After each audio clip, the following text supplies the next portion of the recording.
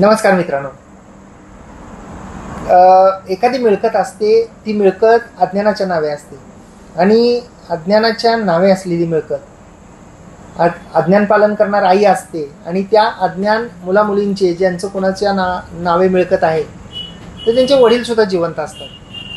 तर या अज्ञानाच्या मिळकतीची जर का माननीय कोर्टाच्या आदेशाशिवाय खरेदी विक्री झाली तर ते अलायनेशन जे आहे, ते जे ट्रान्सफर आहे ते बेकायदेशीर ठरतं असं म्हटलेलं आहे. मोर पर्टिक्युलरली विशेषतः जर का वडील हयात असताना जर का आई त्या ठिकाणी पालनकर्ता म्हणून लावलेली असेल, नोंदवलेली असेल आणि आईनं जर ती मिळकत माननीय कोर्टाच्या परवानगीशिवाय जर का ट्रान्सफर केली तर ते जे ट्रान्सफर आहे, ते जे अलायनेशन आहे, त्याची जी तब्दिली जी आहे ती तब्दिली बेकायदेशीर ठरते असा महत्त्वपूर्ण असा न्यायनिर्णय आहे.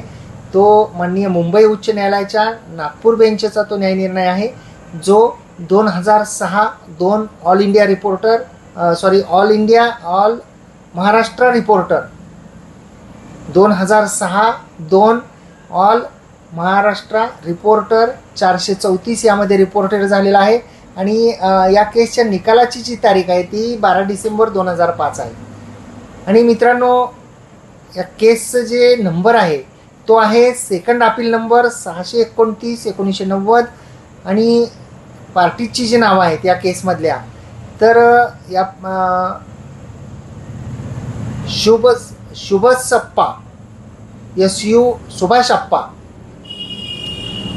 पुंडलिकाप्पा मेटी, सुभाषप्पा पुंडलिकाप्पा मेटी विरुद्ध मारुती लक्ष्मणराव सावरकर असं या पार्टीचं नाव आहे.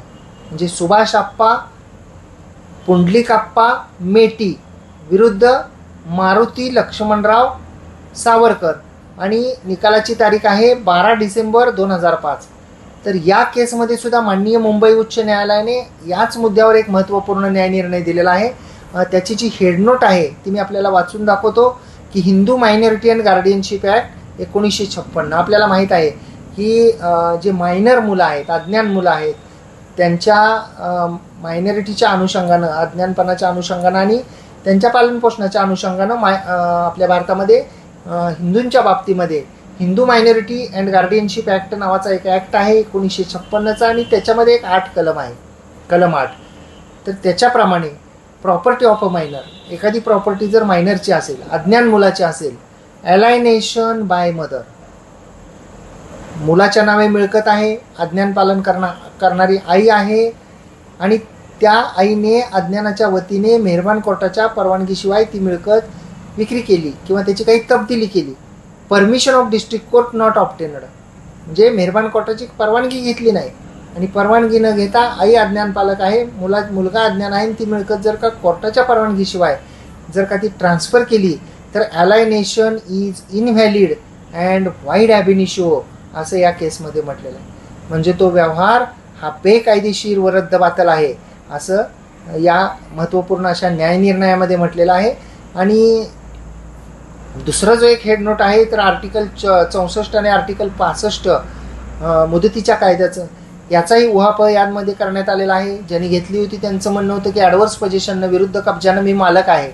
तर त्याच्यामध्ये adverse position, alienation of a minor property by mother without obtaining permission of the district court, alienation is invalid. Possession of the property by transferee cannot be adverse. म्हणजे 12 वर्षापेक्षा जास्तीचा जरी ताबा असला त्याच्यामध्ये तरी सुद्धा तो कब्जा ॲडव्हर्स पोझिशन, विरुद्ध कब्जाचा होणार नाही, कारण आईनं मेहरबान कोर्टाच्या परवानगीशिवाय अज्ञान मुलाची मिळकत जर का ट्रान्सफर केलेली असेल तर ते ट्रान्सफरच मुळात बेकायदेशीर आहे असं या केसमध्ये म्हटलेलं आहे.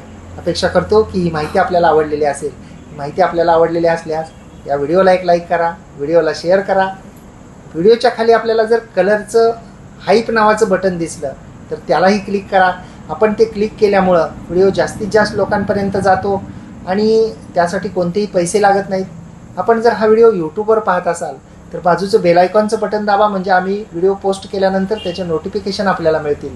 आणि आपण जर हा व्हिडिओ फेसबुक आणि इंस्टाग्रामवर पाहत असाल आणि अद्याप आपण फॉलो केलेलं नसेल तर फॉलोसुद्धा जरूर करा. खूप खूप धन्यवाद.